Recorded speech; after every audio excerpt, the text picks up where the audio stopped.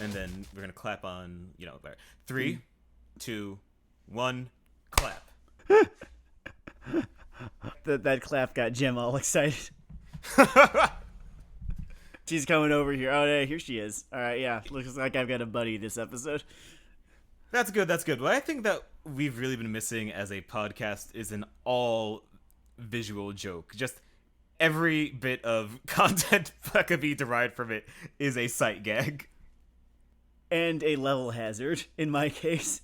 And a level hazard, true. I guess a muscular dog and a maze of cables is... I like that that's your go-to adjective for her. Yes. Dude, it's true. Look, I spend a certain healthy amount of time in my day on power cleans and thinking about power cleans and watching videos about power cleans. And then I go to your house and I get mogged by this fucking dog. And she's had puppies too. And she's had puppies. Gemma's routine, as far as I can tell, is pant at human, which I guess really works the core. I mean, as far as I can tell from her distribution, it's sort of like a pull exercise, it's like a big compound thing. You spin around a whole lot too, like spin around like an insane dog. She does that enough, not like all day or anything. Was she the one that figured out people saying like cardio kills your gains are all crazy people and the internet has driven us all mad? She's also in push-up position all day long, which can't have nothing to do with it. That could be the secret. By the way, everyone, this dog chat here, pretty much the best evidence you're ever gonna get that I'm a human fucking being. Anyway, welcome to Weeaboo Hell. It's Weeaboo Hell. For those of you joining us for the first time, or those of you coming back to it because it's been 2 fucking years. Well, family podcast. We decided to do a recap discussion of Naruto, basically just because it hovered so long over a certain era of anime, but we didn't really remember, like, is it better, worse, as good, as bad as we thought? And we thought it would be fun to actually just look at the material as it is, with some hindsight, without any council wars or anything hanging over it. And this is the 7th part of that effort, I guess. We do this in 70 chapter chunks, so this is 420 through 490. Nice. Yeah, nice. Very, very nice. So this is the weed episode. If you love drugs, partake. If you hate drugs, you still have to do them to watch this episode. You just really have to. I don't make all the rules, but I make some of the rules, and one of the rules is you just gotta do drugs to watch one. I don't even do them myself, but now you have to fucking do them. Do benzos count? Benzos absolutely count. Okay, cool. Especially if there is no doctor involved. Okay, well there is, but I get half credit, I guess. Yeah, you get half credit. Like you get the opening verse to a McGruff the Crime Dog track, you know? I can't believe that album's real. Okay. I'm taking them very responsibly too. It's true. Which brings me to my secondary point, now you have that context. We left ourselves all of fucking Naruto to read. Dude, have you ever come back to a game you were 55 hours into? I usually just start over, but I was not going to do that this time. I was not going to do that this time. Like, I'm sure I would have enjoyed, I don't know, hitting the Chunin exam arc or something again.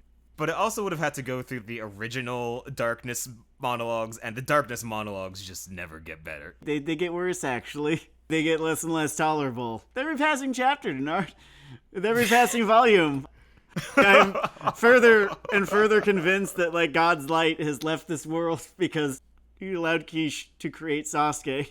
He allowed this manga to be published with this fucking asshole still not edited out of it. When it comes to his monologues about vengeance, and it is something with the character, because he has other edgelords ranting about darkness and it's tolerable. I don't know what force field surrounds the Sasuke verse. Maybe I should just get into the comic. There's a lot of ground to cover. It was a loaded 70 chapters.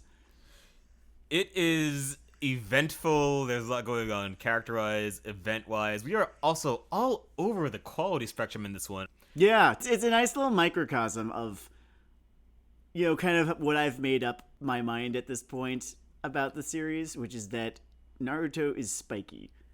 It is such a spiky comic. It is a very spiky comic. I think in hindsight on this recap, just because of the way this comic is and its spikiness, the most useful parts of this recap are probably going to end up being this episode, the second one, and the last one.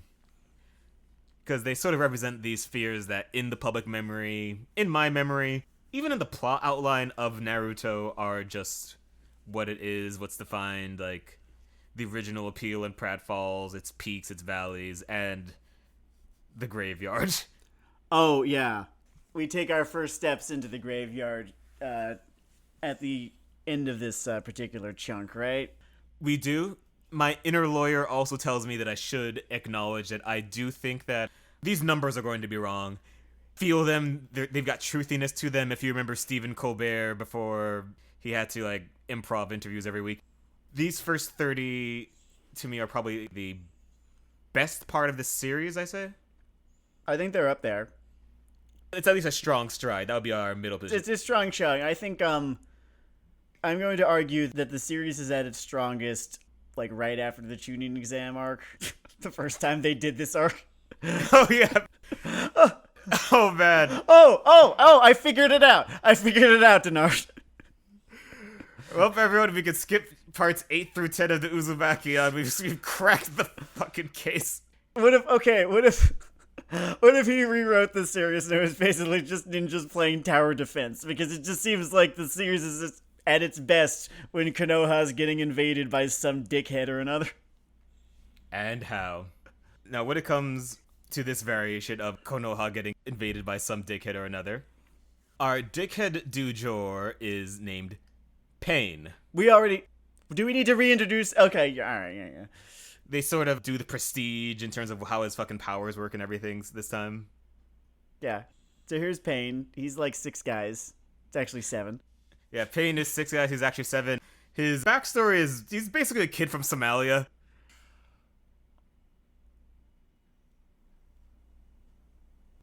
Okay, so here's where I am at just a little bit, is that I've kind of been going back and forth on how much I like Pain. It's there's some fun puns. Yeah, it's gonna be epidemic for this one, I think. We can talk about, his gimmick. I'm going to reserve judgment or reserve my assessment of just like the character as a whole until after we get to the end of the recap. The only context I wanted to establish here is that Pain, his concept is he is a kid from Somalia. He is convinced that the only way to bring justice to the world is to turn everywhere into Mogadishu and to have all the nukes. I'll just tip my hand here because I think I have a bit of a firmer grasp on it. I think the Pain shit works a lot better than Sasuke because when Pain rants about darkness, the overall tone around it is, I'm a fucking crazy person. And when Sasuke rants about darkness, Kishi's convinced it is the coolest shit. I don't use the word tryhard lightly here, but I don't know of how to sum up the Sasuke character in any fewer words than that. He is a fucking tryhard. Yeah, Pain, I buy that he's nuts. When a Naruto or a Kakashi comes in and says, all of this murder is pointless, Sasuke says, my point is your murder. And Pain says, the walls are made of bees. There's people in there's people in your house. There's people in the walls. Tear them down. And those are 2 different characters.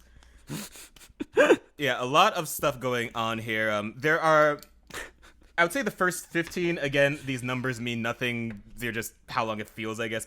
You've got 15 or so chapters here that are small encounters of essentially the different bodies having little 1v1s throughout Konoha while he hunts for Naruto because he just wants to have a conversation. He just wants to talk. Come out of the car. He just wants to have a conversation. It's okay. He just wants to talk. If there's a little bit of a weak point to this arc, it is the fact that Naruto spends the beginning of it just off having a training arc. It is very much there to be a setup for him, like, coming through. Yeah. And even if, like, that he does not know that Pain is there, he does look kind of like an idiot whenever they cut away to him just, yucking it up with the frog. It reminds me, it's not as severe here. But way back when I had to get into that old Gamergate SVU episode for like one of those dumb fucking article things, there is a scene where the entire Special Victims Unit department of New York City is at this convention. And through no fault of their own, a felony, it's like a sex crime, is unfolding on a different floor of this convention. While your brain knows they have no way of knowing what's going on here or preventing it, whatever, seeing them on screen and cutting to the crime and seeing them on screen and go, hey, idiot. That's not a logical thing. But you know what? It's media. It's the opposite of one of those Fibonacci spiral things. It feels dumb the way that feels good to look at. It is that kind of, I guess, built-in media dissonance. I mean, there's probably an interesting media lesson to be learned from that. And, I don't know, maybe I can chalk it up to the weekly thing, but it is very funny. I was more laughing at it than I was mad at it. Something that does happen while Naruto's just partying with assorted frogs.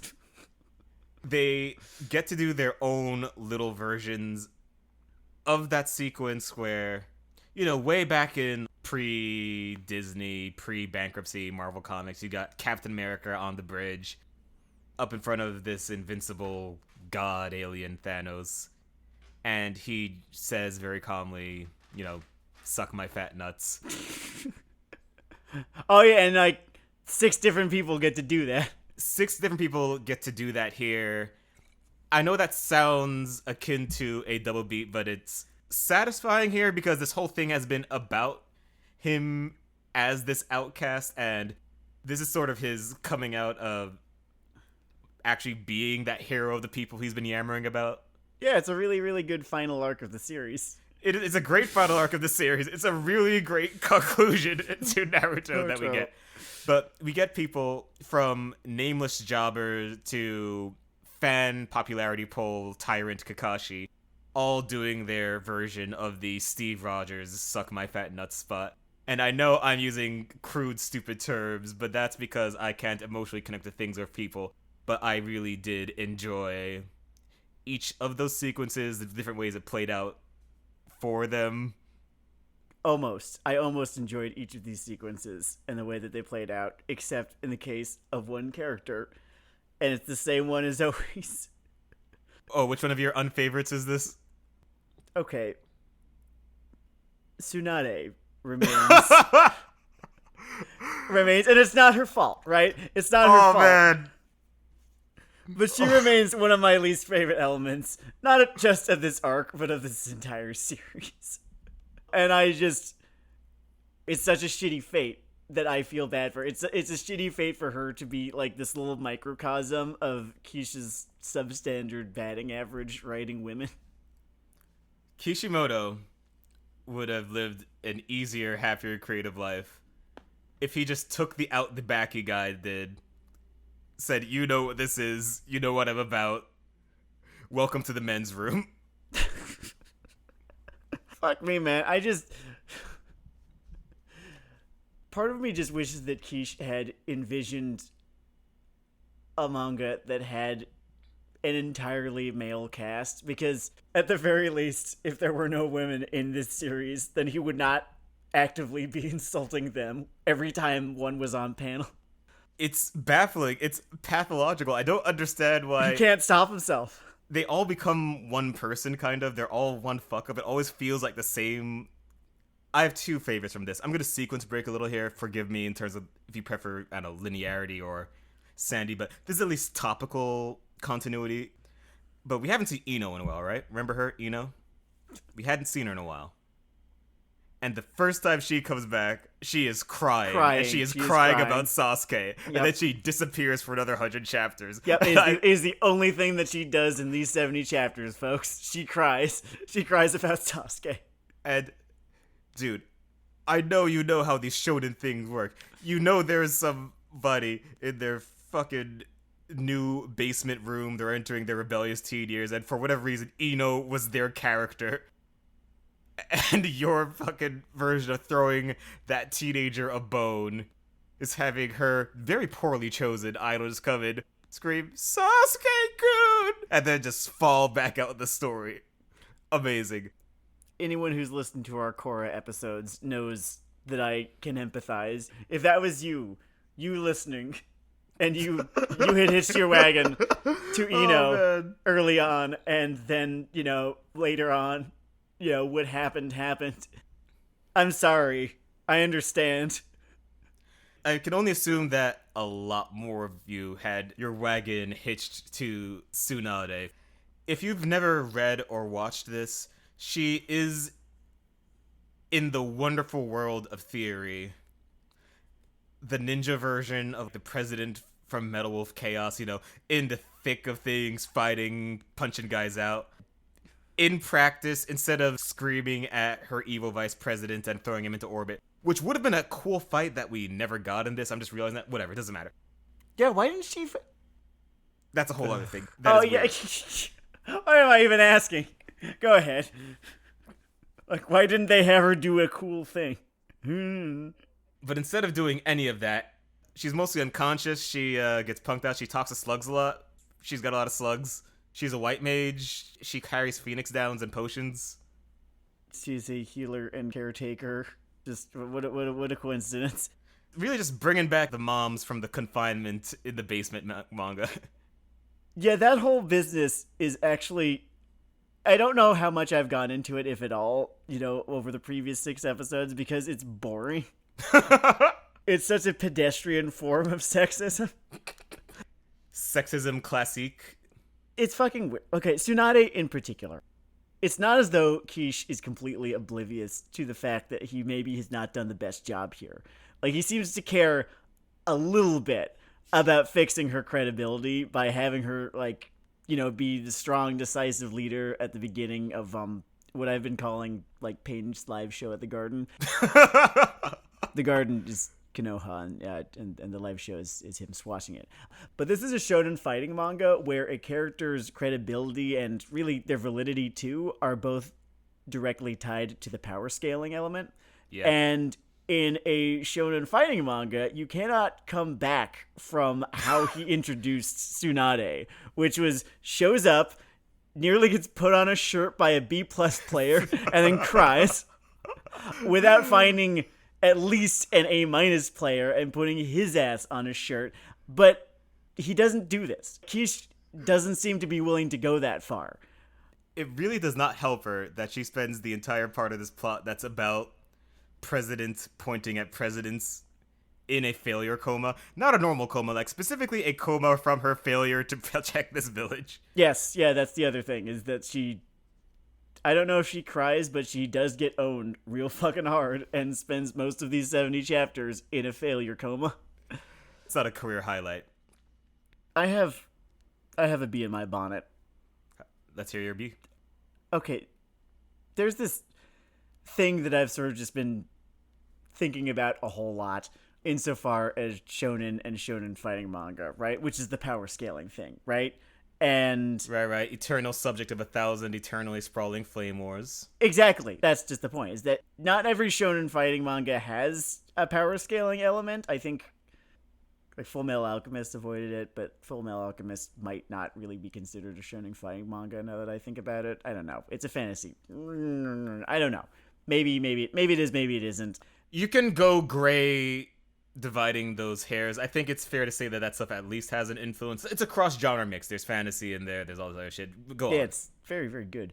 When it's there, when the power scaling element is definitely there, it kind of fundamentally changes the way that you engage with the story and the characters, doesn't it? There's still all the usual suspects, just regular building blocks of the story or whatever, but the addition of the power scaling and then that one-to-one power level credibility relationship that it creates, it reminds me of how we engage with sports more than how people engage with fiction.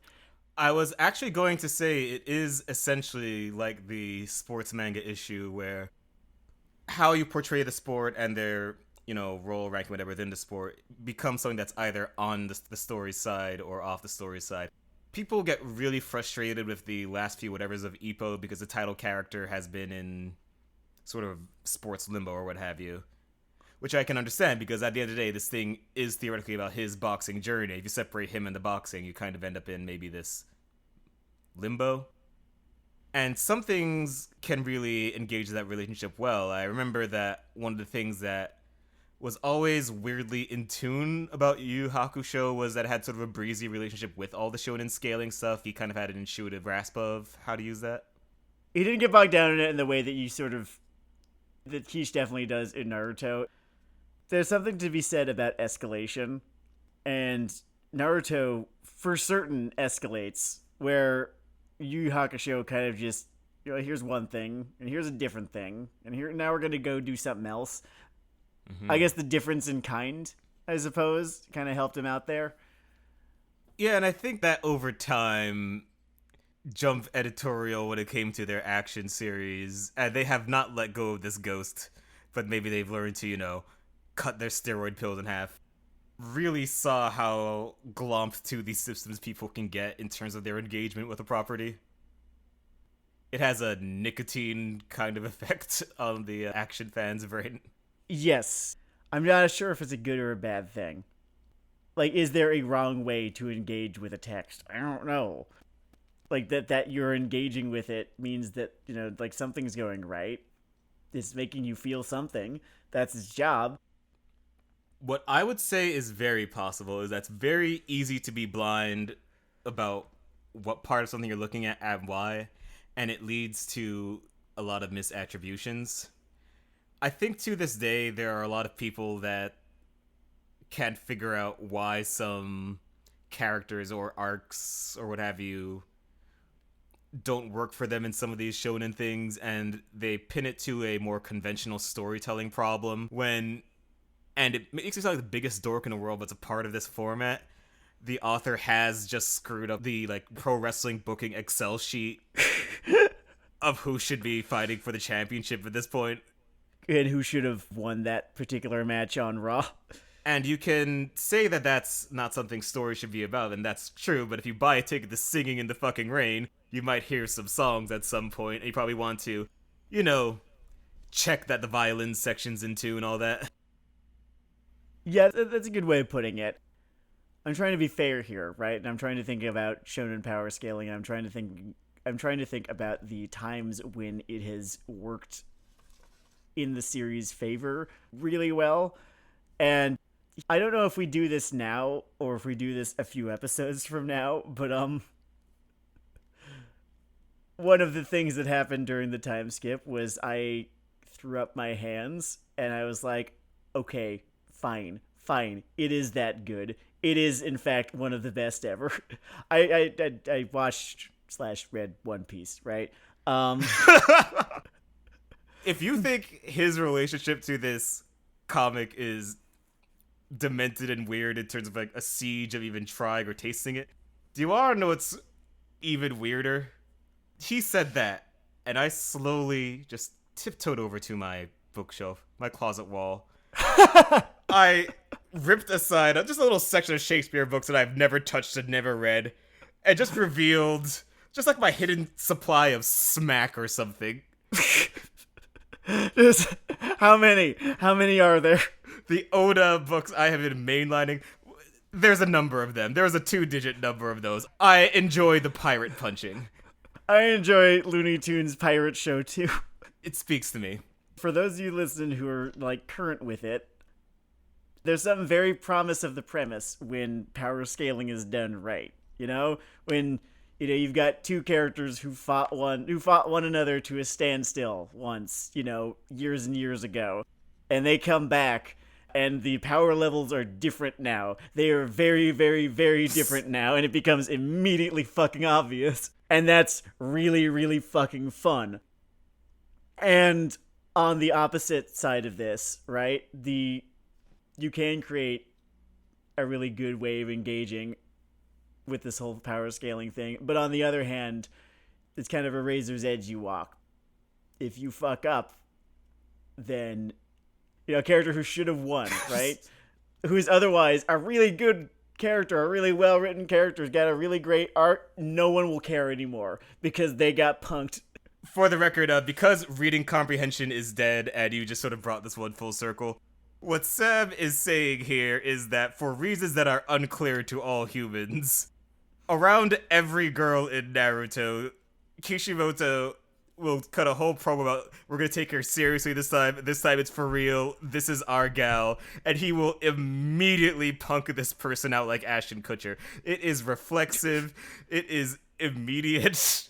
In this chunk of chapters, I'm gonna have to poke through. I'm not gonna read the entire fucking thing in order to prove this. Not again. I'm gonna poke through. I'm gonna find all of Sakura's appearances after Kish gets bored of her. Because I'm pretty sure that most of them are someone telling her not to come to, whatever thing, or to stay behind, or no, we've got this, or she's crying about Sasuke, or Sasuke is there and is about to kill her. Look, we all have someone in our lives that promises us change and does not change. They are drinking the next week. So if you are reading this and someone comes in with, high heels and a ponytail, and they knock out a monster, and they say, it's gonna be different this time, it's not going to be different. Kishimoto is of a different generation on that topic. So uncomfortably, obviously. As I said, the other standoffs I really do enjoy. Yeah, Konohamaru especially. Like, he gets his little moments. There's definitely a mouse versus elephant thing there that works. Ironically, with all of the, all the Y chromosome standoffs, he's actually very good at using the power level thing to his advantage, because he does play these scenarios as each of these guys going, well, what the hell do I do now? They kind of honor his story arc as Naruto's, ankle biter, and then he wins in a very Naruto-y way. Yeah, it is definitely someone who, in the same way that, a modern coach might be obsessed with some things that Heisman did at some point, is still cribbing from those notes. Mm-hmm. Runs through the Naruto playbook on the version of pain that he manages to, scratch at without dying, and good on the little kid. Everyone, it's like seeing the Rattata trainer from Pokemon take on a member of the Elite fucking Four. He downs that first, oh god. Fuck. What is the first? Is it Slowbro? I feel like it's Slow, but he downs that first Slowbro that Lorelei sends out. I cannot believe you remembered that. That is fucking incredible. I could very well be wrong. I feel like I'm right, but it's entirely possible that I'm not. If you are right, that's so got a fucking superpower. I wanted to look at the Kakashi version of the Steve Rogers Suck My Fat Nuts exchange because... And this comes back in the Raikage fight, but I'm just sort of fascinated with this in Naruto. In what way? In his relationship with his whole little power system thing here. Mm-hmm.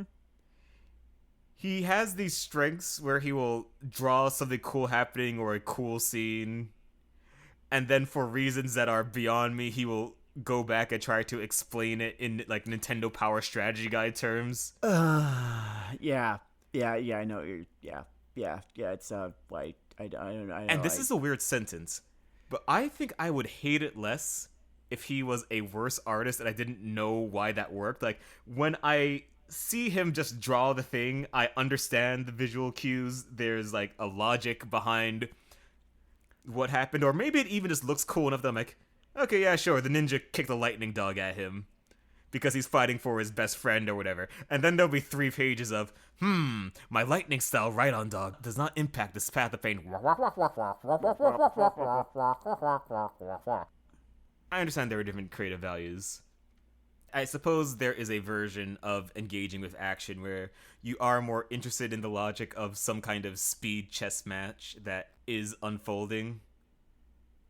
I would say that even if that's the thing, you kind of want a little grace in how those moves are portrayed, and it's really weird when you actually do get that grace. Then we get the podcast notes. I'm wondering what that better version, what that, speed chess thing that is apparently enjoyable. No, it's like, I do get it, and it is done well sometimes. And I'm just trying to figure out, how to do it in a way that is not insufferable like this. And I think it is, your power system has to fit, in a couple of paragraphs, really. It has to be intuitive enough that some briskness in the storytelling is possible. I think to this day that is what entertains people about a lot of the Iraqi fights. I think it has something to do with this. I think the less you, the reader, have to remember about how all of this shit works, the more effective it's going to be. Which is why, when a fight involves less, people countering one another's, fucking Magic the Gathering cards, and more about, like, okay, here's this element in the physical environment that I'm going to use to my advantage here, right? And that's, just something that, like, someone reading this could be like, oh, yeah, he ducked behind a rock. You could do more than what I did just now. But you can grok it just by either, like, looking at it, or it doesn't take very long to get from point A to point B in terms of why, the dude did that and why it worked just now. I think you're doing a little bit better there. I'd say there's something to that. I think even dramatic framing makes a difference, because going back to this, when Naruto shows up, he has this big damn hero moment. Nice posing and all of that. Oh yeah, that actually kind of rolled. Yeah, that page fucking rolled. He has his hot new powers. No, beast mode. It fucking rolled. All that stuff is great. There is this thing where he cycles back to explain how there are always two shadow clones doing the thing that enables this super mode, and I am screaming, I don't fucking care. Why the fuck is... yes, that, yeah. I think that's almost the magic of reading Naruto, is that both of those things are from the same brain. You have this genuine underdog story here, orphan kid, he's got a double werewolf inside of him, and he's finally coming back to this village as Superman. We're just wizards now at this point in Naruto, and look, you're either in or you're out. I'm actually kind of okay with it now. I think I'm just getting old. It's funny because, like, samurai show up later on. The samurai are so funny. I don't know why they did that, but it's really goddamn funny, yeah. I don't know which samurai enjoying person in Kishimoto's life betrayed him so dearly that he had to DDT the concept of a sword-wielding noble through a table. Ninja were samurai. That was there were samurai clans that just, like, knew the terrain of, Japan pretty well, and you could kind of, like, get around, off-road, and sometimes you could sneak into castles, and there's... Really? I thought that samurai were the little NPCs in Dynasty Warriors that Sasuke mows down like corn. But Pain. I want to hammer on Pain. Yes, Pain, yes. Pain gets only one person, per fantasy arc generally gets to do this, so I'm glad he got to enjoy this little moment, but he gets to do actual setting damage. He gets to off some named characters. We'll get there. I know what you're thinking. Yeah. He gets to off some named characters. He gets to do property damage on things that we know what they look like. The ramen shop is gone. I mean, people's homes and stuff are gone too, but the ramen shop is gone. That's where my tears lie. Not the ramen shop. The light switch that's flicked after this whole conflict to reset everything is one of the loudest, oh, this is supposed to be over, isn't it? Yeah, kind of signals I see. I think only Death Note was supposed to be more over than this. Dude, in terms of sheer amounts of being over, at the end of the Pain fight, the people that rejected this child hoist him up and say, he's our hero now! He's changed and we changed! Roll the credits! It's like a ninja bar mitzvah. Like, this is it. Naruto's done. And when I say it's done, I don't only mean that as like a snipe to what comes later. I mean that Naruto is a thematically and narratively closed loop. Yeah, he's a complete character now. His arc is over. All that is left is Sasuke stuff, and I don't care. I just don't give a fuck about it because he sucks. He's so bad. Yeah, but there's still Sasuke, and there's still editors, and there's still the need for each of us to work every day until we die. The fucked up thing, right? The thing that's like so... This makes me so mad. Makes me so angry to know. The thing that's fucked about it is that you can't just... Like with Death Note, right? I mark, his defeat of L as the end of the series, because there literally are no loose ends still to tie up where you can call it anything less than a complete series at that point. You can stop watching and have gotten like everything is like every loop is closed, the circle is complete, questions that were asked at one point were answered at the other point. There's nothing left to do, right? Unfortunately, in the case of Naruto, there is that like pesky fucking case of half the Akatsuki and Sasuke still fucking like sniveling about off screen. And so because that has not been wrapped up, you can't you can't just like mentally like wall it off there. Yeah, you can't just close the tankobon and be like, well, that was great. Shame that they didn't make more. No, it's a good thing. But he ruins everything. Sasuke ruins everything. The fucking infection. There's something that plays better in this pain thing than I remembered, and I wanted to talk about it because the ascended meme of the series is the whole talk no jutsu thing, right? Mm-hmm. This notion that Naruto sort of gets a free pass defeating enemies by just sort of radiating niceness towards them, and then they go, okay.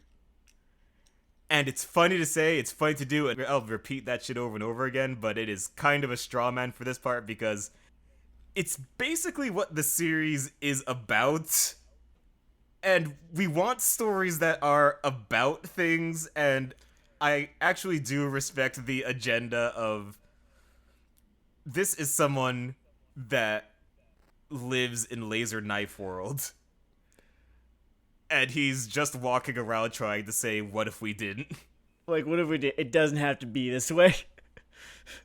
Yeah, I think that was the strongest way that they could have resolved the pain thing, is with talk no jutsu. Especially just, like, given, all the work that he does to his credit, setting them up as, foils to one another. And another thing I did notice is that there was just a lot more pushback in the talk no jutsu process than I remember, or I think there's genuine credited for. Because he comes in with the opening, we really shouldn't. You killed my entire family. Fuck. Okay. Okay, but beyond that, and my friends. Okay, yeah, I know that was rough. Alright. That guy was a dick. Admittedly, we have some shit to discuss. Yeah. I go back and forth a little bit about Pain the character, right? I feel like he's a slightly less effective version of Gaara, essentially. That's a fair comparison. I guess I enjoy the overall thrust of Gaara that I can just respect falling short of that. And maybe it's also because I just spend the latter half of these chapters with Sasuke, who is just the second worst rendition of this archetype in the series and this eternal mirroring thing. It is like walking around all day in New York in 98-degree weather with a sewing needle like 3 inches deep into your testicle. Yes. Yeah. And I'm going to be extremely generous and extremely mean to two core parts of the series here. Yes, go. Because Kishimoto is fixated on this mirroring of the happy-go-lucky believer and the edgy font of darkness, right?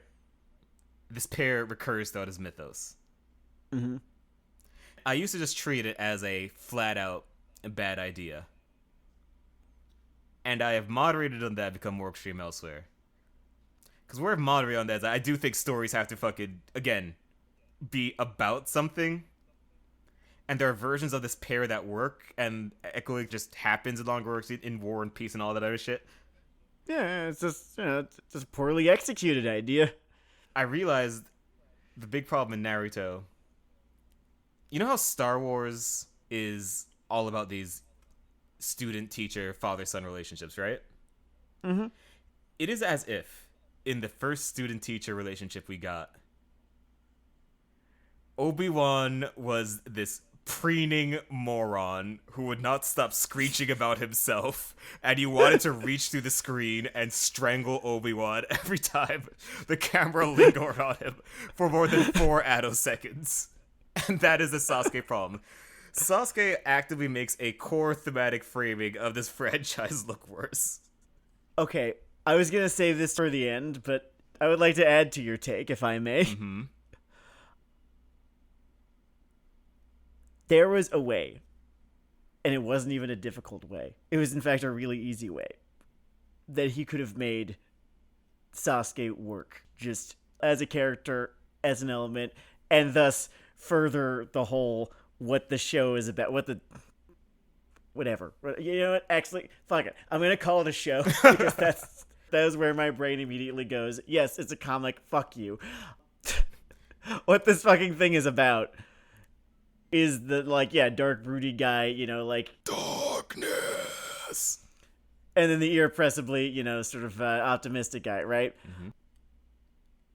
Every time Naruto tries the talk no jutsu, and I think that's where it gets the bad rap, is when he keeps trying it with Sasuke, right? Because their friendship prior to the latter's heel turn, Naruto and Sasuke, Mm-hmm. it wasn't believable. It needed to have been a foundationally important aspect to both of their characters, and it really wasn't. They talk about it like it was, but it fucking wasn't. It's like they were on the same basketball team for a semester. Yes. Like, it's like one of them got traded at the deadline, and they were on that team together, you know, from August into, you know, like late September. That's the most that you can say about them. It needed to be demonstrated as important, you know, to both of them, right? Mm-hmm. It needed to have been important to Sasuke, too. It can't have just been important to Naruto. I'm sure you know that it's important because he fucking talks about it all the time, but I feel like it should have been important to Sasuke, too. You know, he was not the type to make friends, and, you know, like, maybe it should have been important to him. You know, it should have been that he and Naruto were friends. Was, like, that could have been a really, really big deal. And, you know, maybe Kish can tell me that it is, but, like, I never saw that. He was kind of just a sniveling dick the whole time. It is a problem. It is one that you think you could, I don't know, maybe put some plaster over the cracks given how many flashbacks we go through here, but maybe that's asking too much. And in fact, this thing is 800 chapters long, so maybe I understand not exploiting that particular path. One note that I would make, partially because it just entertains me, is I think that another difference between other Talk no Jutsu iterations and this particular one that dominates the rest of this franchise, and in fact the second half of this episode once we get out of the pain arc here, is that I think other Talk no Jutsu things kind of feel a little bit more like a hostage negotiation, whereas the Sasuke ones feels like someone's texting their ex again.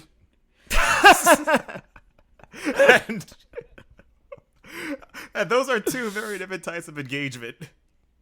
Like, he's here in a cave with Pain saying, "If you release one hostage, I'll let you go, Pain."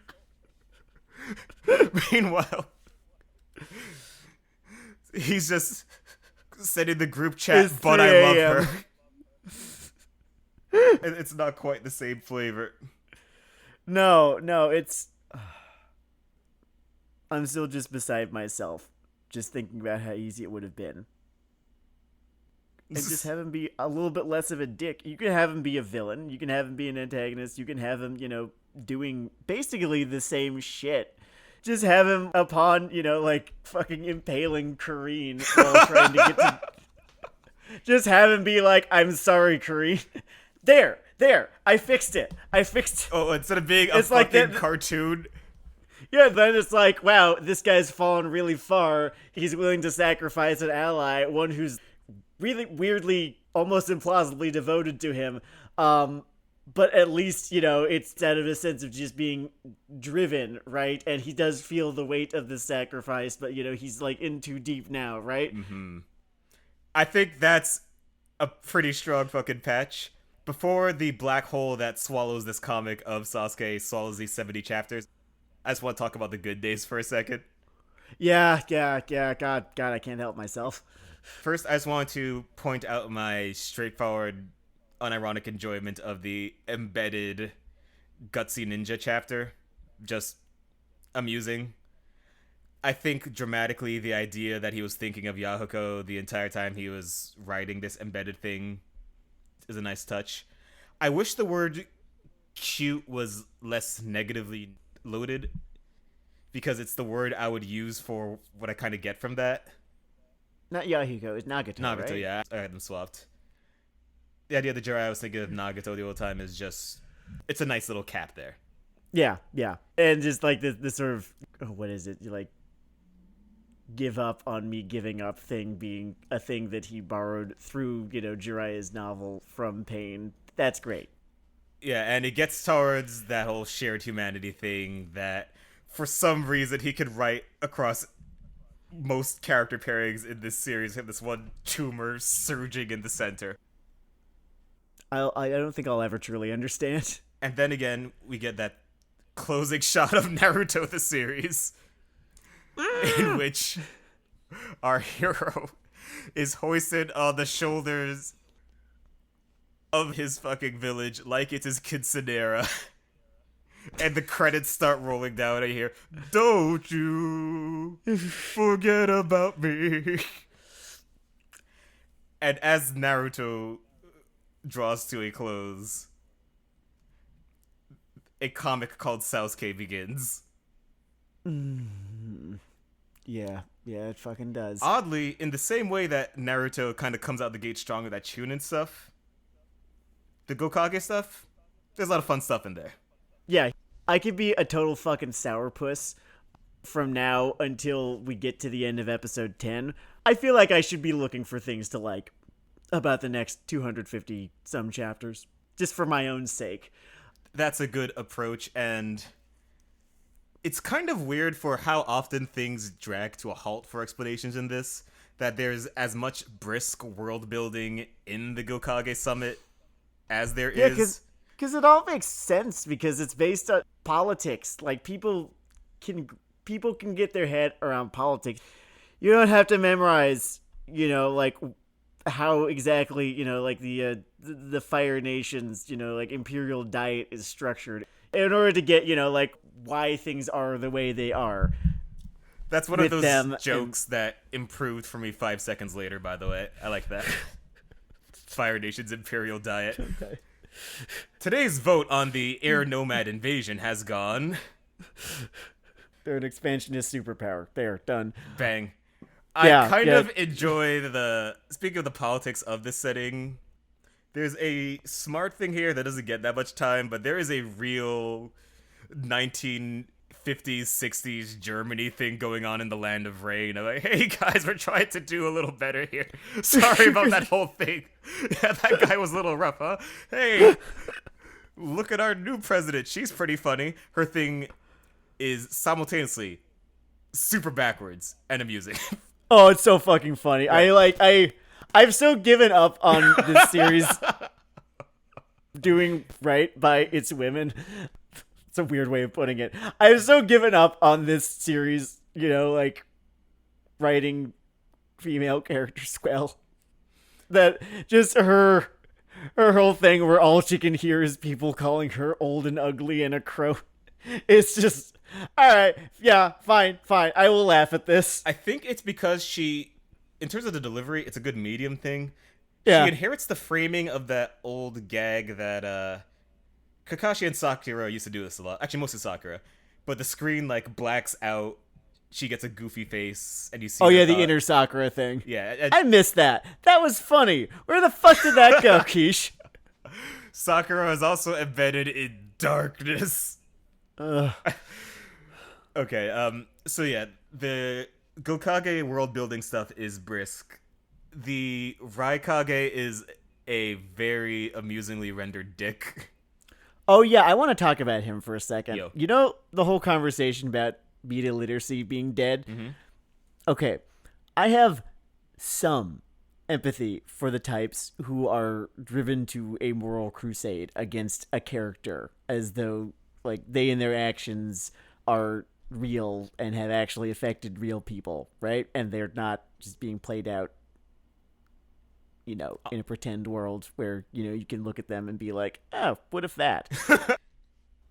Because my first instinct upon the Raikage's introduction is just, this man will be responsible for thousands of countless innocent fucking deaths. If someone doesn't do something right the fuck now, someone needs to put him down right the fuck now for the sake of the world. That's fucking great.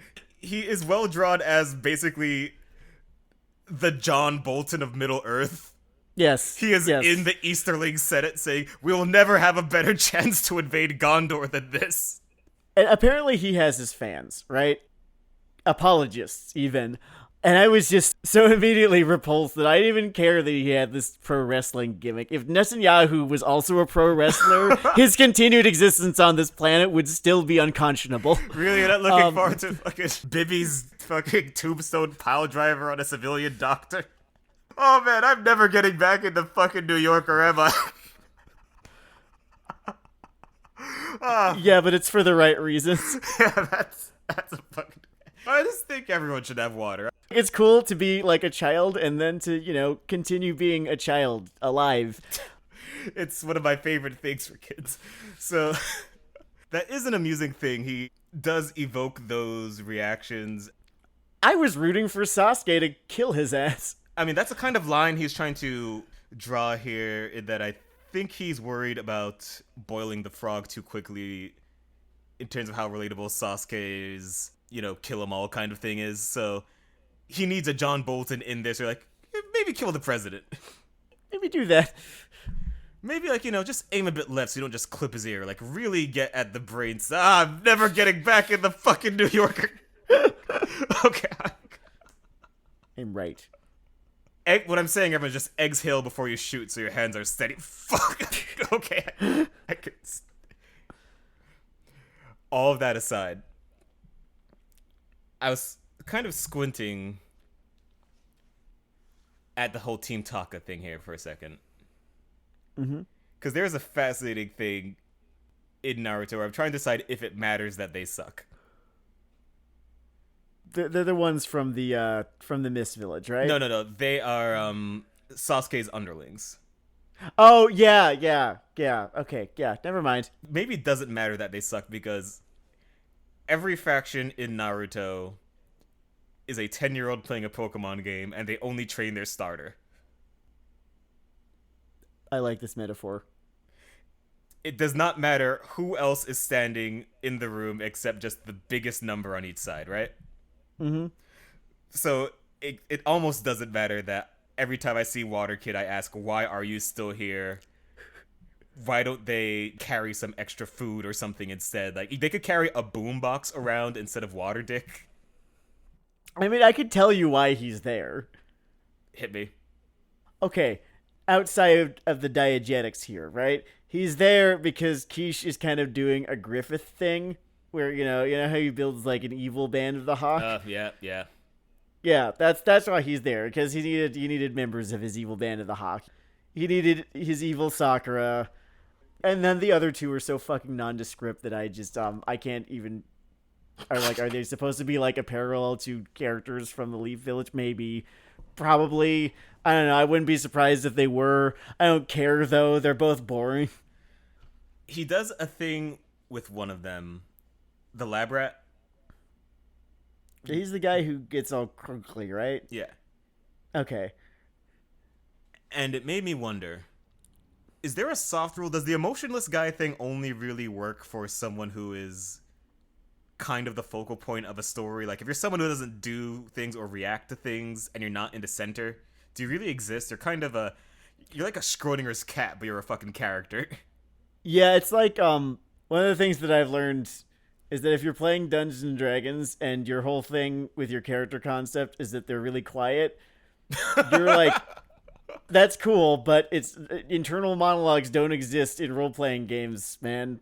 You're gonna have to find something to say if you want to feel like you're making any sort of narrative impact on this game. Yeah, he is way too far down this cast diagram for that gimmick. And then there is Karen, who is a spin-off America's Choice version of a character that is already in dire fucking straits in this comic. Oh, it's bad. Oh, while we're on the woman thing, just real quick. Yeah. I have so many memories of the internet losing their shit when Hinata does her whole confession / last stand before pain thing. Mm-hmm. And the framing of it still has that nice impact that I remember. And then she is immediately punked out. Murked. It is the speed of sound. Do you know how fast it is? I feel like it almost happens between panels. I 100% agree with you, because I'm staring at this, and it's a comic book. There are still images, right? Mm-hmm. And I swear it animates itself. Like, I'm looking at the same frame, and she has already been knocked out. Like, the universe could not abide her having, like, 4 seconds of the power of love in a world where, as far as I can tell, the power of friendship is real. It appears, though, yes. That's just a physical force in Naruto, but love is not gonna do shit for you. Love will not even get you, like, to the next fucking panel. If friendship is a physical force, I don't even think love even is the stock edgy, just a series of hormones in your brain kind of fucking line. It's just an afterthought. I'd broadly Which agree. is bad news for Karen here on Team Hawk. Okay, so I just want to talk about these guys because, again, they are the ones coming in here to fight really a set of just better new characters, which, you know, it's good to grow creatively. I'm glad his toolbox is improving. Sucks for Team Hawk in terms of me caring if they live or die, but by the end of these 70 chapters, I, like, felt so fucking bad for Karine that, like, she's the one who I really wanted to survive. Then I went and I spoiled, you know, the ending to her whole character arc, you know, just, like, what she ends up doing, what ends up happening with her, just, you know, in the epilogue or whatever. Oh my god, man. oh. Karine, have some fucking self-respect. Kishimoto could not have known the media that was coming. And no, I'm not talking about the stillbirth of Boruto. But he could not have known that for every frame I see of Sakura or Karina here talking about Sasuke instead of good decisions, you suddenly just hear future lyrics blasting in your head. Because it is like Future ghost writes these characters. Not the whole comic, only these two.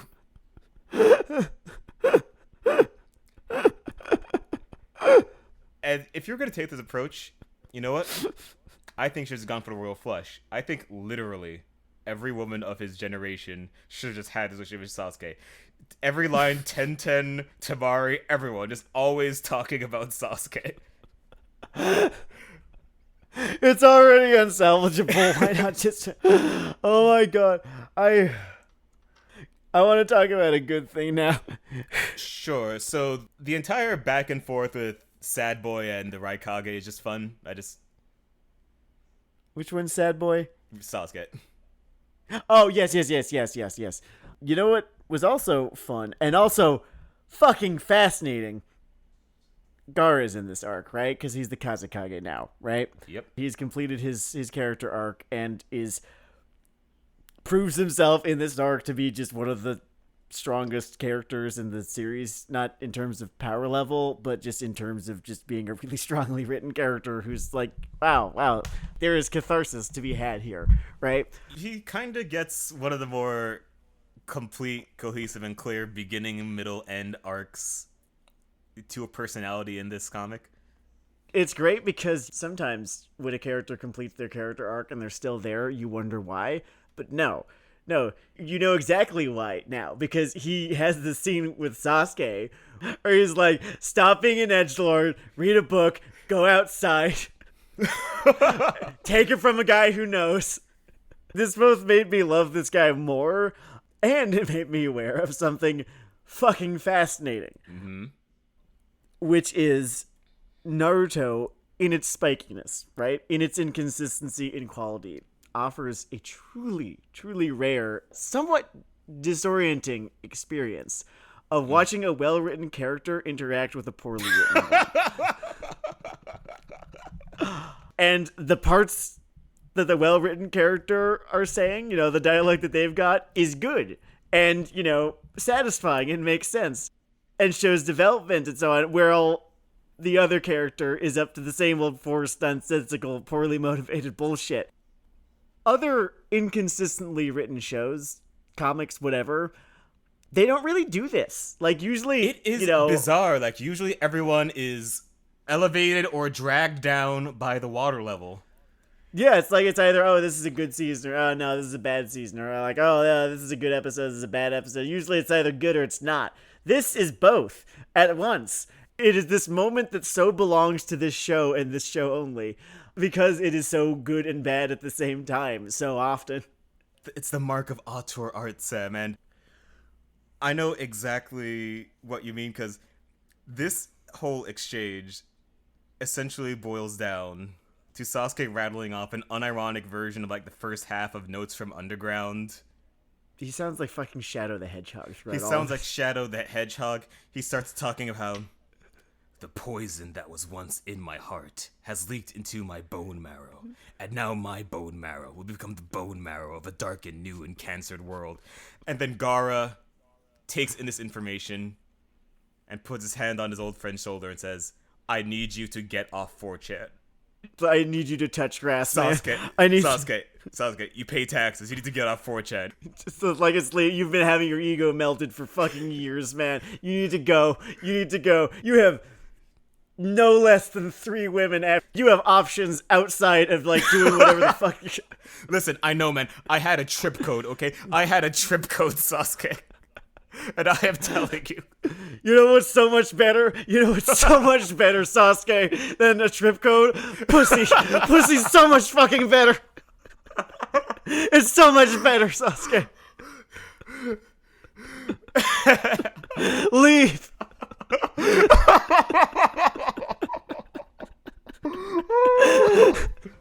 Get off of your laptop. Clean your room. Go outside. Don't clean your room in a Jordan Peterson kind of way. Just do it for you, because it'll feel good to have done a task, and then leave the house. Talk to someone else. Ask them what's going on. You'll be surprised at how fulfilling you find it. That doesn't sound like darkness.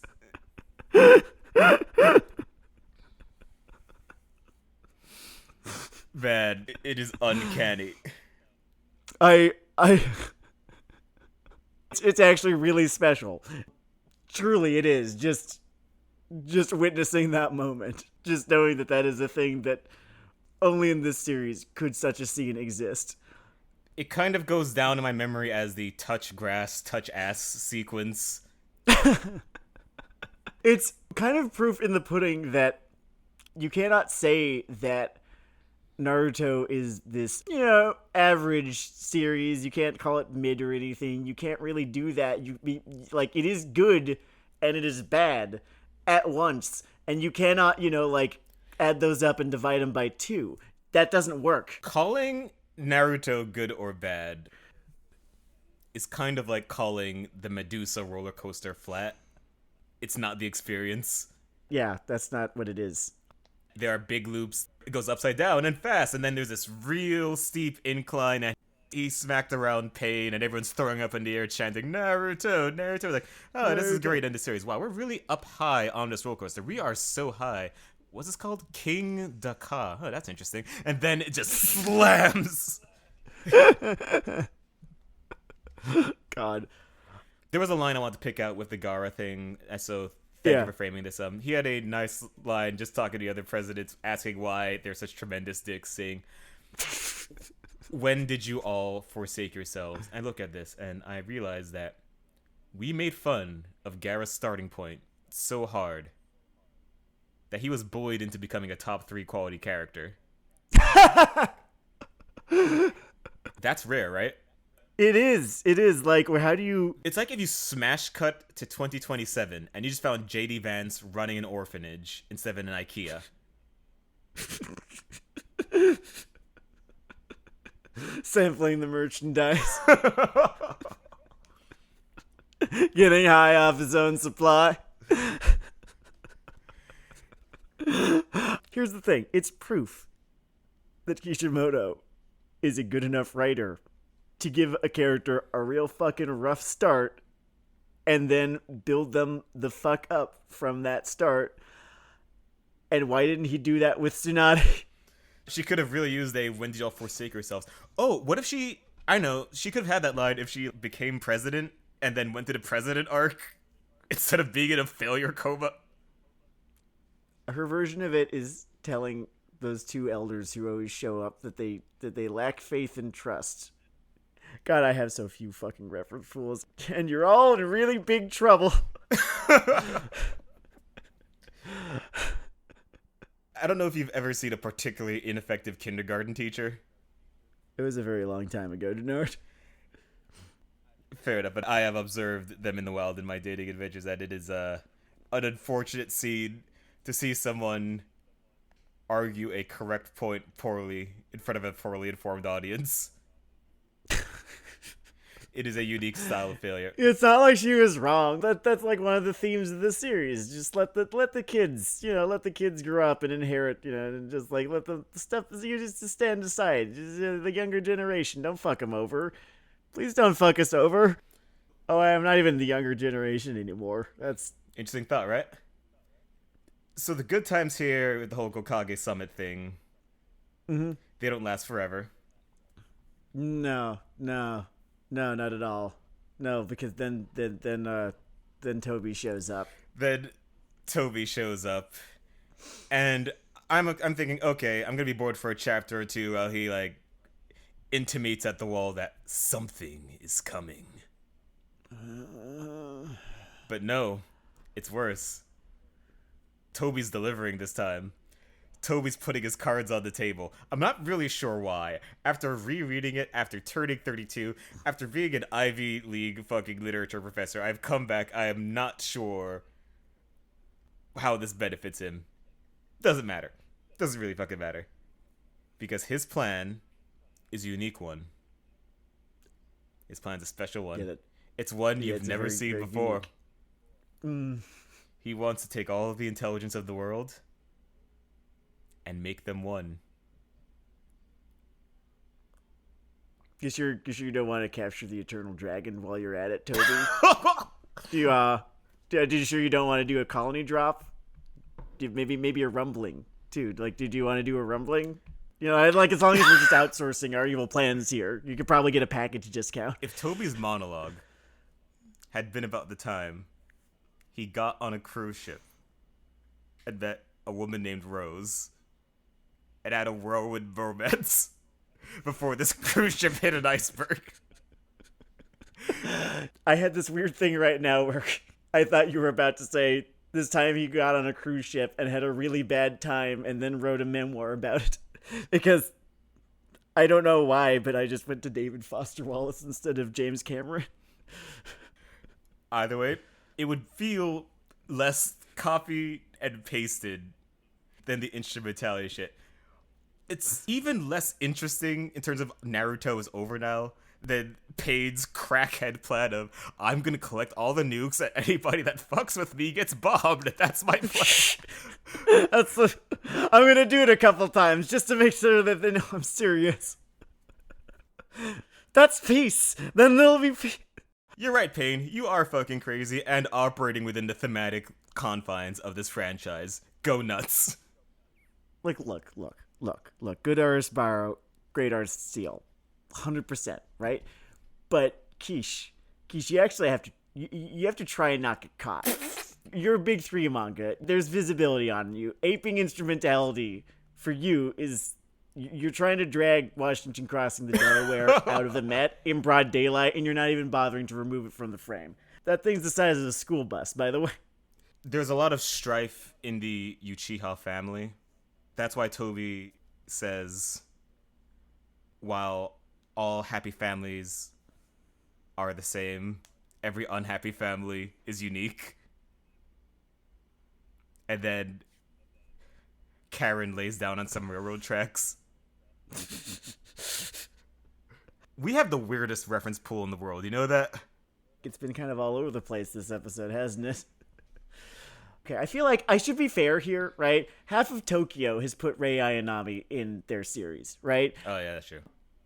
It's like that crazy statistic about how like some plurality of the world's population are descendants of Genghis Khan. I don't actually know if that's true, but Rei is the anime version of that. We're back in truthiness here, retro Colbert. Yeah.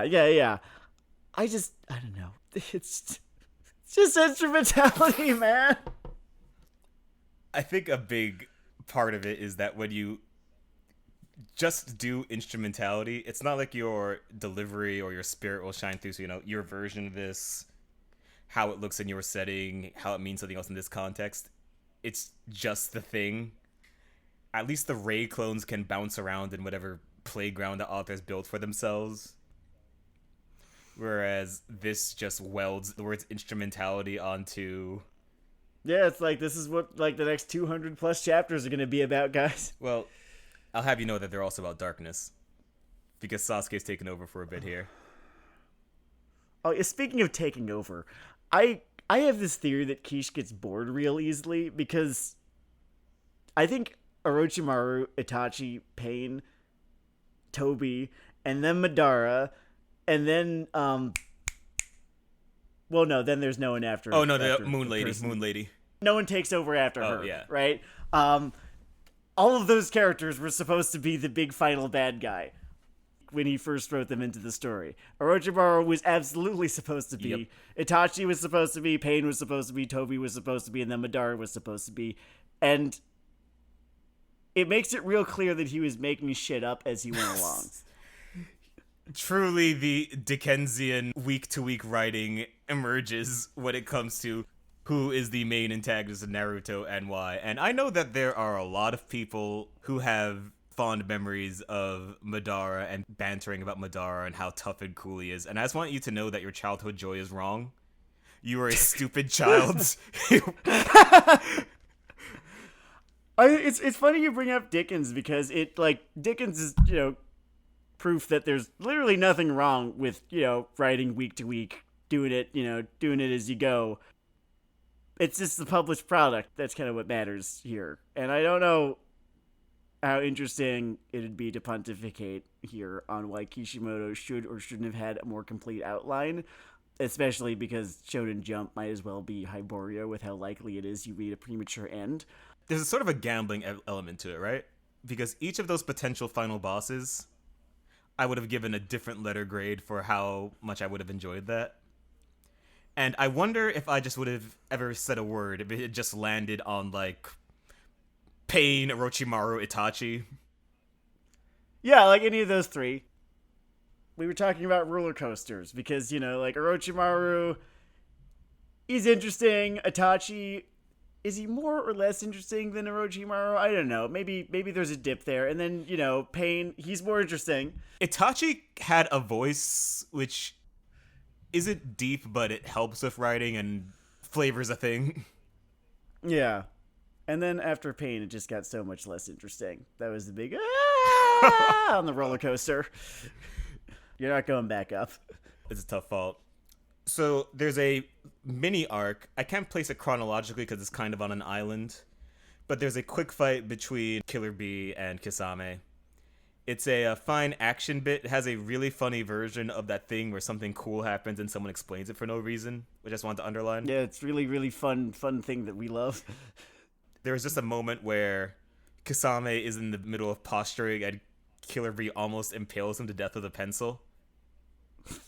And that's a cool ninja thing, and it's a little goofy like him, and because of the visual cue of the energy thing, I already know it's chakra or whatever the fuck. So we just move on to the next beat without, my god, he's throwing in a chakra enhanced pencil. I hate you so fucking much. I hate that you do this. I don't know if I'm too fond of Killer Bee as a character. I have absorbed so much racism in media in my time. It is like I have burnt off the ends of my tongue.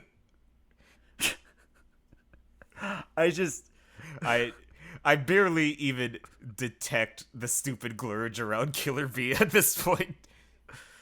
Sort of like how my eyes have gotten just a little bit glazed over with the whole, this show is so bad to its female cast that the whole fact that all of them are healers just is a thing that I sort of just take as a given and don't even talk about because it's so fucking obviously bad. And then there's Killer Bee.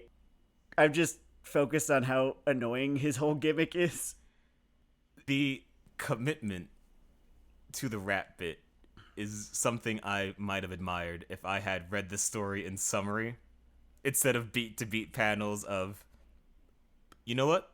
If you're a fan, here's an easy out for you. throw the localizer under the bus. Maybe each bar of Killer Bee's rhymes are this sonnet-like work of art in the original Japanese that I'm just not appreciating, as the fucking translator rhymes mad with bad. But it's where I'm at. Oh, he did! He fucking did! The bastard! Alright, I've been trying to play this down because this has the best part of the comic. I don't want to spend my whole this element is done where if it's anything too hard. But every time Killer Bee opens his fucking mouth, I kind of just think about going outside and like having a nice jog instead. I think like, cardio is important. I'll take my skateboard to the bike path. It goes down the Hudson. It's nice. You're by the water and you don't have to hear someone rap bad with bad while fighting for their life against a shark man. Really great way to give Kisame a push. And then just reading it's like, eat him, eat him, eat him. Eat him, eat him, you're a shark, eat him. It's like, dude, I believe in you. Come on, Akatsuki is on a fucking roll. This is your time. You're like the best one. You're like the best Akatsuki guy. You're like your shark sword guy. It's like they actually did kind of kill it with your character design and the whole thing. Fucking You're the one who does pull-ups, you say funny things while other ones rant about darkness, which is... Wait. It might be kind of a tiny thing. Do you think if someone in Hawk took Sasuke's thing less seriously, it might have been that inch more tolerable? That's an interesting idea. Yeah, I wonder. Because I remember Itachi is wandering around in the shadows, because I was like, hey, buddy! I think I had this immediate, oh no, because I think I've seen that overdone because, like, we have reached the quip event horizon. Not in this, but just in general in media. I think I'd like it as long as it didn't get too quippy. I keep going back and forth between Taka and Haka. The comic says Taka, the old anime said Hawk. It's just a different localizations, whatever the fuck. Wait, they were called Hawk? I think that's just a translation thing. Yeah. Like H-A-W-K. Yeah. I think that's probably just what Taka means. George Washington crossing the Delaware. Oh, Jesus. Yeah. You have to try to not get caught. I didn't even draw that fucking connection. Oh my god. Okay. Fucking A. We have two big topics we do need to get to. I need to talk about the Sharingan-off. The Sharingan-off is fascinating to me. You probably have a lot more to say about this than I did, because at this point I was just like, well, it's this again. I'm just gonna like fucking, okay. So we have Danzo, this malign, cynical force who has hijacked the village during Tsunade's absence. Mm-hmm. And then she comes back for a climactic face-off against everything she stands for. Just kidding, go fuck yourself. So Sasuke and Danzo face off. Well, Tsunade is in a failure coma. And I think Kishimoto's fucking with me. I think he's fucking with me. Because Danzo reveals that the thing sealed in his right arm this entire time has been more Sharingans. He has been collecting them like Beanie Babies. My theory is that it's just a case of him, like, writing himself into a corner. Just what could be underneath the bandages this whole time. Sharingan? Yeah. So, a corner, I don't want to say unfair, but I think that the fans fucking loved these things. And he fucking loved these things. And as far as people interact with this property, you and I are screaming in the corner of a loudly packed shit concert. They don't know that Sharingan sucks. Only I know the truth that Sharingan sucks. And they have a Sharingan off. And I don't even think the fucking Sharingan thing sucks. I think what sucks are the Sharingan on Sharingan fights, because they both have the fucking reality revert thing in 3 different forms. And if it's reality revert versus reality revert, I stop caring real fast. Oh yeah, real fast. I just, like, guys, you both have Sharingan. Could you just, like, do you want to just make a pact and just, here's a gun for you two? But you don't have Mysterio fight Mysterio. It's interesting to see Illusion Guy fight I don't know, Spike Man, Brick Man, shoot fire out his nostril man, because there's a dynamic there. The illusion on illusion thing is just chapters of nuh-uh. Nuh-uh. This is a thing that had the potential. He's relatively conservative with it, outside of the Toby thing later. So I kind of have to give it to him. But it had the potential to swallow this fucking comic. And it's a Sharingan power called the Itsunagi. And the Itsunagi says, nuh-uh. Oh yeah, he does a fucking like King Crimson thing where he just kind of just no, that one didn't count. In this fight, where both people already had illusion powers and were trading nuh-uhs, there was a double nuh-uh. That was the one thing that I actually like remember the most from this fight, because I gotta tell you, my eyes kind of glaze over when we get Sharingan on Sharingan, which happens so frequently. It's a wonder I even know what's fucking happening in this For comic. someone whose whole clan is fucking dead, there's a lot of you guys running around. God. The most prolific dead clan in human fucking history, I can tell you that shit. Yeah, he had them kill, took the eyes, whatever. I read it. I know I make a lot of jokes about obedience being brat or whatever on this podcast, but I have a lot of degrees. I'm smarter than you. Okay, I can work heal too. Okay, so there's an amusing thing I just noticed here with the Sharingan progression. Mm-hmm. Which is, you have level 1, take in information, analysis, copy, whatever. Level 2, put out information, illusion shit, drawing a path for the fire thing. Cool. Mm-hmm. Level 3, a fucking Gundam. Oh yeah.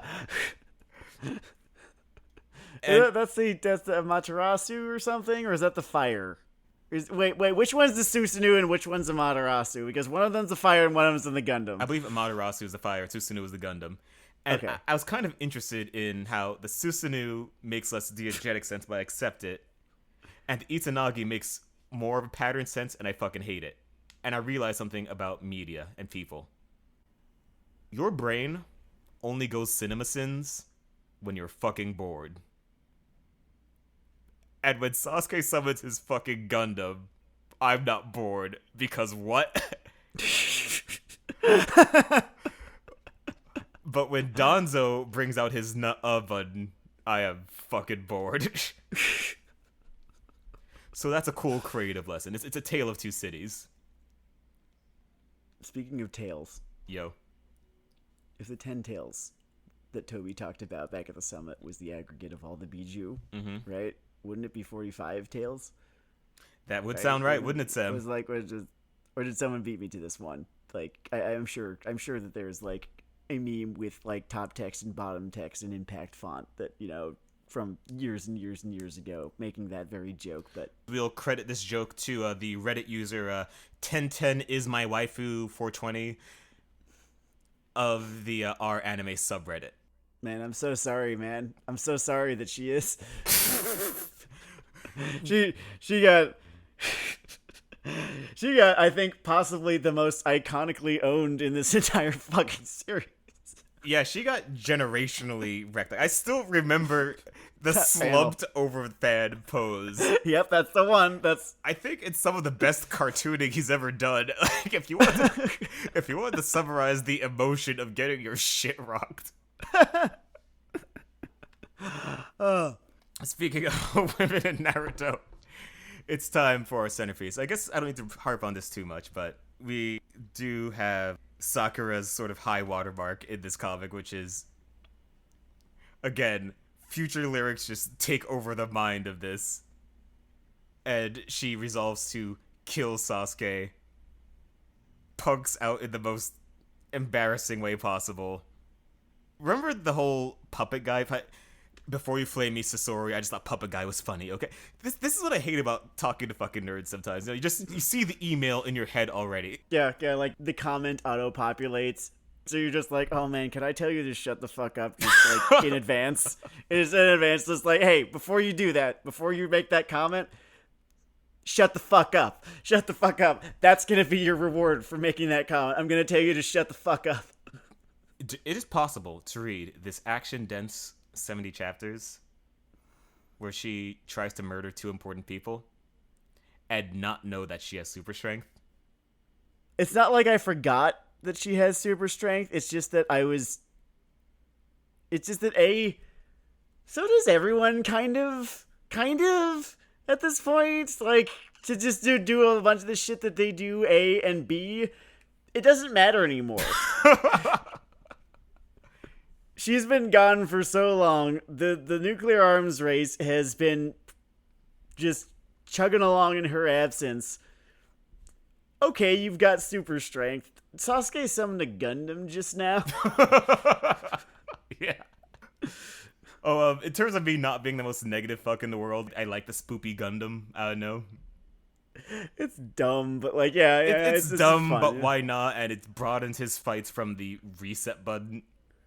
You know, so Sasuke's whole thing. Maybe this was obvious for everyone except me, but Sasuke doesn't really get training arcs. He gets cheating arcs. You know, like, here's a curse mark instead of just, you know, I'm gonna go off with some toads and figure this shit out if it takes me like 3 weeks. Or it's like, oh, your eyes, you've done it too many times. Well, here's some new eyes. It's a workable text level of comparison thing between him sort of getting handed things and, you know, Naruto going to push up mountains every 50 chapters. And fucking Sasuke is the guy who says he has it hard. If they had chosen any other point of contention between them, it would have maybe fit a bit better, right? Is there any other series you can think of whose final appraisal is as tarnished by a single character? Oh, man. And I don't even mean like a show that had a character that everyone just really didn't like. I mean like a true black hole motherfucker, into which entire letter grades go and never return. I would like to submit. All I can think of is one, but I need to draw a distinction. I draw a distinction in execution between the characters of the Emperor, Darth Sidious, and the character I totally call Sheev.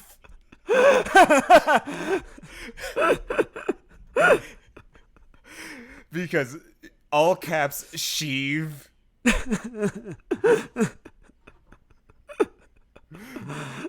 is... Oh, he can get... He is bad enough to turn Oscar Isaac, a generational talent's performance, bad. Sheev is special. That is a rule, by the way. You have to spell it all caps. It's like Dio. It's like Dio. I had not really expanded my thinking about this outside of anime, manga, whatever, weebdom. Because I was thinking like, okay, big three. One Piece is just really, really good all the time. Bleach. No. Bleach is safe from this because the whole cast is so uninteresting that it actually makes it way harder for any one of them to drag down the class average. Yeah, I would say that character writing-wise, they're pretty consistent, and that's not necessarily a compliment, and it's not a compliment at all. I'm insulting you. It's absolutely... No, I'm insulting you, Kubo. your people are boring. Points for the guy who could stab himself into your past, which is the greatest thing I've ever heard. I love that shit so much. I wish that was the concept of a spin-off.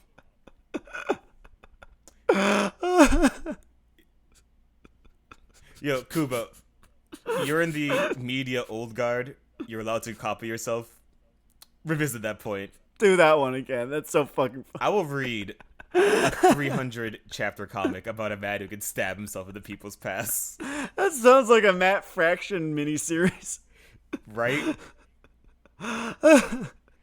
Bonkers. Okay, so Sakura decides to take on the pain of regeneration, and instead of let Sasuke be murdered, which is bad, she is going to murder Sasuke, which is also bad. The moral economy here is getting really complicated. I had this whole bit planned where It's too late now. I had this whole bit planned where I was going to bring up the fact that she's gonna 1v1 Sasuke for the kill. And then I wasn't gonna say it. I was just gonna take it at face value and just talk about how hard that must be for her. Just like that's a personal sacrifice right there. I wouldn't, her friends want to stop her. I'd want to stop her. I didn't want that would be a lot to live through right there. Man, I don't know, man. I think she's coming for the belt. I think she's going to take it on this random Raw. I don't have jokes anymore. She just deserved better than this. Dude. She deserved better than me, coming up with a joke where I don't mention the fact that she'd obviously get her fucking ass handed to her within a panel. There is a world where you can imagine her fist approaching Sasuke's face and not exploding like glass thrown against the steamroller in this whole thing's power scaling thing. But it is not the world of Naruto or the Uzumakiad where she's going to clean his clock, She's going to take him out. It's going to be a major upset. I remember Sai, who I think Keisha has kind of a fun handle on him. Or maybe I'm just amused because he's the one who gets the lines of just, look, none of you have the fucking juice, okay? Sasuke's got fucking LeBron's body and Jordan's personality disorder. This shit's not happening. You'll be dunked on in an illusion loop that goes on forever. Go home. Go home. You can't. You don't want this fight. And then something. There's a very strange conversation. I'm not even gonna call it good or bad. I'm not even sure I fucking get it. I mean, I get it. Okay, once again, to avoid getting shitty email, I understand what Kishimoto is telling me here. I am just saying it's an odd plot point. Mm-hmm. But it's when Naruto says, I know through, the beating of our ninja hearts, if you and I fight, we both die. Did you get a letter or something that did you get one of those fortune cookies that says... Did you do you have a tarot reading done? How do you fucking know? How? Oh man, I wish that Kane had not become a Nazi. That was a really good opening for a houseway, and I was going for it, and then I just heard him apologizing for Hitler in my brain, and it sort of just died on my tongue. I don't have anything besides rip at this point. Anyway, this 70 chapters, I've ragged on a lot because I enjoy ragging on a lot. I really should emphasize, as just a semi-honest thinking person, that there's just a lot of really strong shit in the early part. There's some good fight, and world-building stuff in the second part. And in the third part, I am laughing heartily, if not intentionally. I think the next 70 chapters, I'm going to have to do something for myself. I'm going to have to do something to get through it. I don't think we're going uphill from here. It's okay. It's all okay. Until the Madaring. Spoiler on my attitude towards that. I don't know if you guys thought I was going to pull this one up. I don't know if you thought we were about to meet my favorite character in fucking fiction. And I just want to make a small closing note because, we have this whole expansive Uzumakiad project. It's pretty fun. It's sort of a nice tonal variation of all the other stuff we cover. The question did come up once of if we would touch Boruto. No, fuck you. I'm not fucking, no, go fuck yourself. I'm not fucking, no, are you kidding me? Eat a dick. Eat my dick. I refuse. I'm not fucking doing it. Boruto is a fucking psyop to make me forget the flaws of this thing by being worse in every other way. I have, truly, I need you to find a way to give yourself a reach around. Boruto is not happening. If you find 2 children that I have had that I never knew I had, and you put them over a Shark Tank and say, review Boruto, or it's lunchtime, I will push them in myself. Boruto is not getting a second of my pre-death time. It's already gotten too many. All right, so wonderful doing this for you people. There's a lot of stuff in the idea queue, so I can't really preview the next episode, but hope you had a good time. This has been Weeaboo Hell. It's Weeaboo Hell. Fuck cops forever.